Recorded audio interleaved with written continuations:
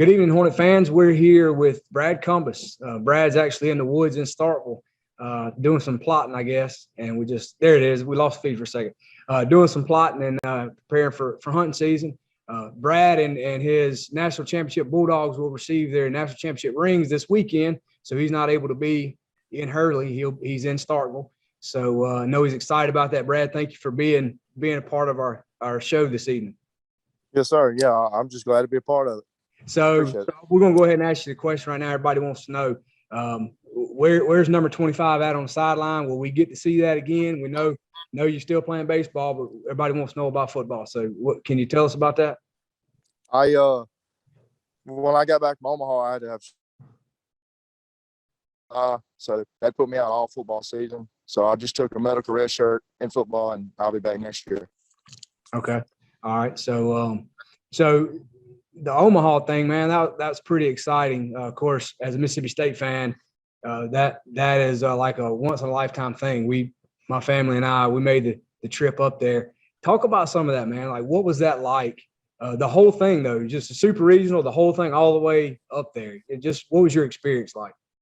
Dude, the experience was incredible. It's something that every kid dreams about doing for sure. But me and Coach Morris was talking about it earlier in his office. I was like, people ask me, I talk to professors, I talk to students, just like everybody knows you're on campus, and they're like asking what was it like.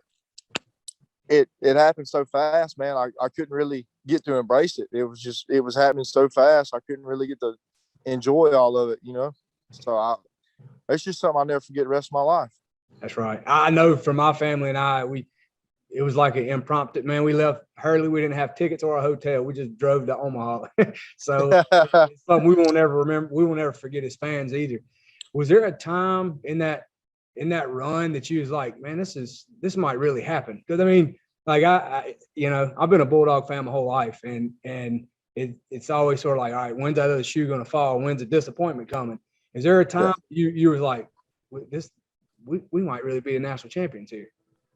When I hit the triple versus Texas, yeah, and we went up 2-0, and then we went on to win that game, and then the guy for Virginia the next game threw 7 innings, no hit, and then we came back, won 5-2 or 5-3 or something, 5-4. I don't really remember. That's right. That's when I knew. I knew there was no doubt that nobody was going to beat us and nobody was going to stop us at that point. We were just too hot as a team. Yeah, it was definitely an incredible run, man. We actually got to go up for the Notre Dame game in Starkville, the one where Logan hit the home run to go up, make it 9-8. The ball landed about 20 feet from where we were standing. I won't ever forget that. And then Cavadas or whatever hit that ungodly thing. He landed in Cumbest. Yeah. My God, that was incredible. So you got y'all are, what are y'all doing right now? You're playing spring ball. Look like, I thought I saw y'all had Alabama in last week. Looked like it was a regular season game at Dudy Noble. A pile of people was there. So what are y'all doing right now to prepare for the season? So we did our fall ball earlier. I missed half of the fall ball scrimmages, and I got to play the last 6 games coming back from shoulder surgery. So, it definitely helped. I definitely enjoyed it. It was something I've never done, because, I played football for 14 years of my life, and I've never had a fall of baseball. So it's a little different, man. We're working hard. We're getting right as a team to make another Omaha run. That's right. So are you still in left field? Is that where you look like you're going to land again this year? Still in left field. Yes, sir. Well, I don't want to keep you. I know you're trying to get some stuff done out there in woods. I do want to ask you, though, and I asked Tony this last week, if there's one thing that you feel like got you where you are athletically, dual sport athlete in a Division I and SEC school for that matter, there's one thing that you could tell a 10, 11, 12-year-old kid that you think made a difference for you and sort of preparing you athletically to get where you are, what would that one thing be you would tell them? It wouldn't just be really one thing. It'd be a whole group of things that make up one piece to the puzzle. I would tell them, you got to believe in yourself and be confident in yourself. And I put a lot of my faith in the good Lord, and I work hard. I meet him halfway and he meets me halfway. So it all works out. You just got to work hard. Effort. I also believe that you give 100% effort and you have a great attitude, that'll carry you, just not even in sports, just in general in life. It'll carry you a long way. Be successful in anything. That's right. Well, I appreciate that, man. I appreciate you taking your time to meet with us. Yes, sir. And Sure, just yeah.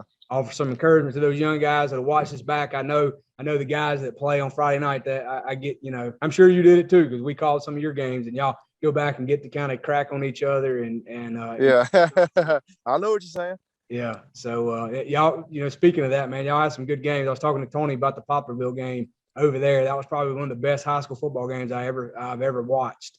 I still didn't have to watch that game. There was that many people in that stadium. That was just that was an unbelievable experience as a 17-year-old kid playing in front of that many fans at a football game.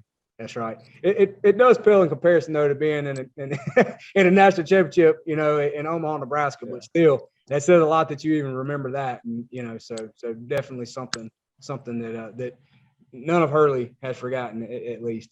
So anyway, Again, thank you for being on the show, Brad, and we look forward to seeing you